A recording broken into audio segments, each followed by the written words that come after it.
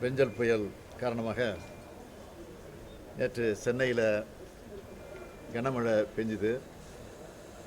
கனமழை பெஞ்சாலும் நம்முடைய தமிழ்நாடு அரசு மேற்கொண்ட முன்னெச்சரிக்கை நடவடிக்கைகளின் காரணமாகவும் தூர்வாரக்கூடிய அந்த பணிகளின் காரணமாகவும் பெரும்பாலான பகுதிகளில் தண்ணீர் தேங்கவில்லை என்பது உங்கள் அனைவருக்கு தெரியும்.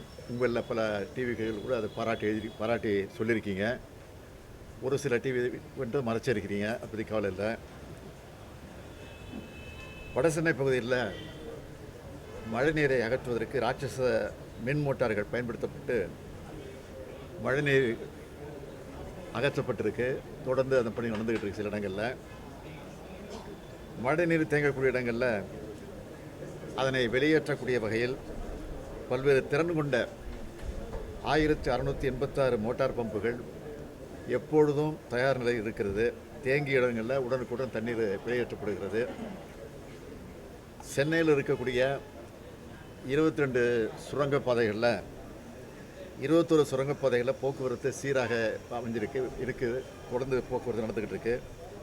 கணேசபுரம் சுரங்கப்பாதைகளை பொறுத்த வரைக்கும் அது ரயில்வே மேம்பால பணி நடந்துகிட்டு இருக்கிற காரணத்தினால போக்குவரத்து நிறுத்தி வைக்கப்பட்டிருக்கு.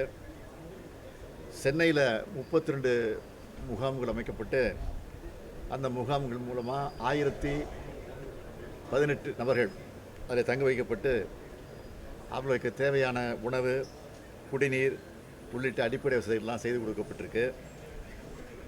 பொதுமக்களுக்கு இன்று வரை 9,10,000 உணவு பத்திரங்கள் வழங்கப்பட்டிருக்கிறது.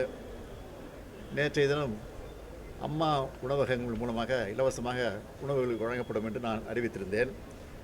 அந்த அடிப்படையில் 386 அம்மா உணவகங்களில் 1,07,047 பேருக்கு உணவு இலவசமாக வழங்கப்பட்டிருக்கு. வடகிழக்கு பருவமழையின் முன்னிட்டு பெருநகர சென்னை மாநகராட்சியில் அலுவலர்கள், பொறியாளர்கள், தூய்மை பணியாளர்கள் என மொத்தம் 22,000 பேர் மழைக்கால மீட்பு நடவடிக்கைகளில் ஈடுபட்டுக்கிட்டு இருக்காங்க. குடிநீர் வழங்கல் மற்றும் கழிவுநீர் அகற்றும் பணிகளை 2149 களப்பணியாளர்கள் மேற்கொண்டு வருகிறார்கள். எதையும் எதிர்கொண்டு சமாளிக்கும் வகையில் சென்னை தயார் நிலையில் இருந்துகிட்டு இருக்கு. அதைத் தொடர்ந்து இன்று காலையில் குளத்தூர் தொகுதிக்கு நான் போயிருந்தேன். கடந்த காலங்களில் தண்ணீர் நிற்கக்கூடிய பகுதிகளில் எங்கும் இப்போ தண்ணீர் தேங்கலை. இதை மக்களே மகிழ்ச்சியாக தெரிவித்தாங்க. ஒரு சில ஊடகங்களை தவிர்த்து பல்வேறு ஊடகங்களில் சென்னை மக்கள் அதை பாராட்டி இருக்கிறாங்க. அதுக்காக நம்ம அவங்களுக்கு நன்றியை தெரிவிச்சுக்கிறேன்.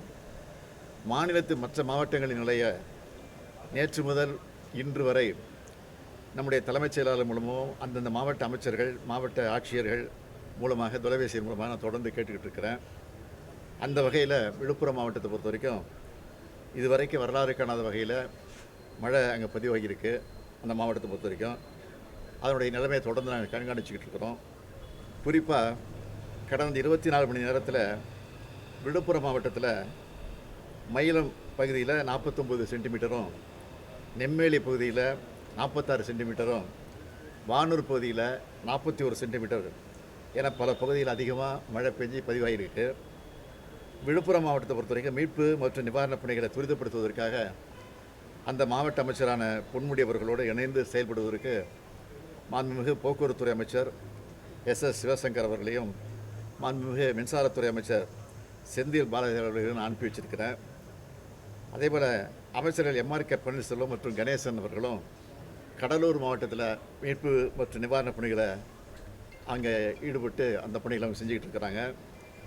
மேலும் விழுப்புரம் மாவட்டத்தில் மீட்பு மற்றும் நிவாரணப் பணிகள் குறித்து ஆலோசனைகள் வழங்கி துரிதமாக அந்த பணிகளை நிறைவேற்றுவதற்காக திரு கே. மணிவாசகம், நீர்வள ஆதாரத்துறை கூடுதல் தலைமைச் செயலாளர் அவர்கள் தலைமையில் இந்திய ஆட்சிப்பணி அதிகாரிகள் திரு ஆல்ஃபி ஜான், திரு கிரண் குராலா, திரு பி. பொன்னையா மற்றும் திரு சிவராஜ் ஆகியோரை அனுப்பி வச்சிருக்கிறோம். ஏற்கனவே அந்த மாவட்டத்தை பொறுத்த வரைக்கும் கண்காணிப்பு அலுவலர் திரு எஸ்.ஜே. சீரு அவர்கள் 3 நாட்களாக அங்கே தான் விழுப்புரத்தை தங்கி அந்த பணிகள்லாம் மேற்கொண்டிருக்கிறாரு. அதே போன்று கடலூர் மாவட்டத்தை பொறுத்த வரைக்கும் திரு ககன்தீப் சிங் பேடி அவர்களும் ஊரக வளர்ச்சி மற்றும் ஊராட்சிகள் துறை கூடுதல் தலைமைச் செயலாளர்களும் தலைமையில் எஸ்ஏ ராமன் அவர்களையும் 2 மாவட்ட வருவாய் அலுவலர்களும் அனுப்பி வைக்கப்பட்டிருக்கிறாங்க. மேலும் விழுப்புரம் மற்றும் கடலூர் மாவட்டங்களில் ஏற்பட்டிருக்கக்கூடிய பாதிப்புகளை பார்வையிட்டு நிவாரணப் பணியை துரிதப்படுத்துவதற்காக மாண்புமிகு துணை முதலமைச்சர் திரு உதயநிதி ஸ்டாலின் அவர்களையும் நான் அனுப்பி வச்சிருக்கிறேன். விழுப்புரம் மாவட்டத்தில் மீட்பு பணிகள் மேற்கொண்டு தமிழ்நாடு பேரிடர் மீட்புப் படை மற்றும் தேசிய பேரிடர் மீட்புப் படையை சார்ந்த 12 குழுக்கள் அங்கே விரைந்திருக்கு. விழுப்புரம் மாவட்டத்தில் துப்புரவு பணிகளை மேற்கொள்ள பிற மாவட்டங்களிலிருந்து தூய்மைப் பணியாளர்கள் வரவழைக்கப்பட்டு அவர்களும் அதில் ஈடுபட இருக்கிறார்கள். இன்று காலை நிலவரப்படி விழுப்புரம் மற்றும் கடலூர் மாவட்டங்களில் 26 முகாம்களில் 1373 நபர்கள் தங்க வைக்கப்பட்டிருக்கிறாங்க. விழுப்புரம் மற்றும் கடலூர் மாவட்டங்களை தொடர்ந்து கண்காணிக்கப்பட்டு வருவதோடு மட்டும் இல்லாமல் மீட்பு மற்றும் நிவாரணப் பணிகளை தீவிரப்படுத்தப்பட்டிருக்கிறார்கள். இந்த புயலின் காரணமாக தமிழ்நாட்டில் குறிப்பாக விழுப்புரம், கடலூர், செங்கல்பட்டு ஆகிய மாவட்டங்களில் ஏற்பட்டிருக்கக்கூடிய பாதிப்புகளை சீரமைப்பதற்காகவும் பாதிப்புக்கு உள்ளாகி இருக்கக்கூடிய மக்களுக்கு நிவாரணம் வழங்குவதற்காகவும் தேவையான நிதி வழங்கிடவும் பாதிப்புகளை பார்வையிட மத்திய குழுவை இணைப்பு வைத்திட வேண்டும் என்று ஒன்றிய அரசை கேட்டுக்கொள்ள இருக்கிறோம். இன்று திருவண்ணாமலை மற்றும் கள்ளக்குறிச்சி மாவட்டங்களிலும் மழை அதிகளவு இருக்கும் என்று எதிர்பார்க்கப்படுகிறது. எனவே அந்த மாவட்ட அலுவலர்களும் தயார் நிலையில் இருக்க அறிவுறுத்தி இருக்கிறோம் என்பதை தெரிவித்துக் கொள்கிறேன். சென்னையை பொறுத்த வரைக்கும் ஏற்கனவே வந்து நம்ம தமிழக அரசு வந்து 3 WRலேருந்து 3 கெனாலை கொடுத்துருந்தோம்.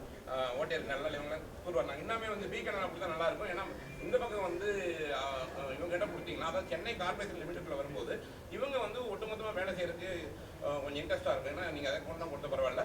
இன்னொரு விஷயத்தை ஒரு பதிவு பண்ணுறோம். உண்மையாலுமே நேற்று எந்த மின்தடையும் இல்லை.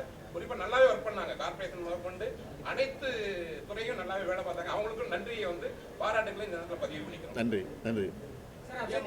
மத்திய அரசு கிட்ட என்ன கூடுதலா தமிழக அரசு என்ன எதிர்பார்க்கிறோம்? தேசிய பேரிடர் மீட்பு குழு வரணும்னு எதிர்பார்க்கிறோமா? என்ன மழை இன்னும் பல மாவட்டங்களில் தொடர்ந்து பெஞ்சிக்கிட்டு இருக்கு. இன்னும் நிற்கலை, முழுமையாக நிற்கலை. எனவே ஓரளவு மழை குறைஞ்ச பின் தான் பாதிக்கப்பட்ட மக்களுக்குரிய நிவாரணம் வழங்கணும். அதே மாதிரி பயிர் சேதத்தை பொறுத்த வரைக்கும் மழை நீர் வடிந்தவுடன் முறையாக கணக்கெடுப்பு நடத்தணும். இதெல்லாம் அந்த இழப்பீடு தொகை எப்படி வழங்குறதுங்கிறத அப்போ தான் முடிவு பண்ண முடியும். நாளை தினம் சம்மந்தப்பட்ட அதிகாரிகளோடு நாங்கள் ஒரு கூட்டம் நடத்த இருக்கிறோம். இது தலைமை செயலகத்தில் அதில் கலந்து பேசி முடிவெடுத்து அதற்கு மத்திய அரசுக்கு இது குறித்து விளக்கமாக நாங்கள் கடிதம் எழுதுவோம். அவங்களோட பேசிட்டு இருந்தீங்க மற்ற அதிகாரிகளோட.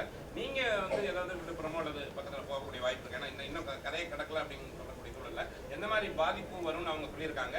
நம்ம என்ன தயார் நிலையில் இருக்கிறோம்? அமைச்சர்கள் சென்றிருக்கிறார்கள். அதிகாரிகள், மூத்த அதிகாரிகள்லாம் அனுப்பிச்சி வச்சுருக்கிறோம். ஏற்கனவே அந்த மாவட்டத்தில் அனுபவம் உள்ள கலெக்டர் அதிகாரிகளும் அனுப்பிச்சி வச்சுருக்கிறோம். தேவைப்பட்டால் முதலமைச்சராக இருக்கட்டும் நானும் செல்வேன். சார், ஏற்கனவே கோரிய நிதி மத்திய அரசு பல்வேறு நிதிகள் வந்து நமக்கு முழுசா வரலன்ற ஒரு குற்றச்சாட்டு. இந்த சூழ்நிலையில் இப்போ கூடுதல் நிதி கேட்பது அவங்க அதை எப்படி பார்ப்பாங்க? முழுமையாக நிதி வரும் நம்ம நம்புகிறோமா சார் தமிழக அரசு? நீங்கள் நல்லதே நினைங்களா? ஏன் கெட்டதை நினைக்கிறீங்க? நல்லதே நினைப்போம். அப்படி தான் நினச்சி போனதே நினச்சோம். வரல.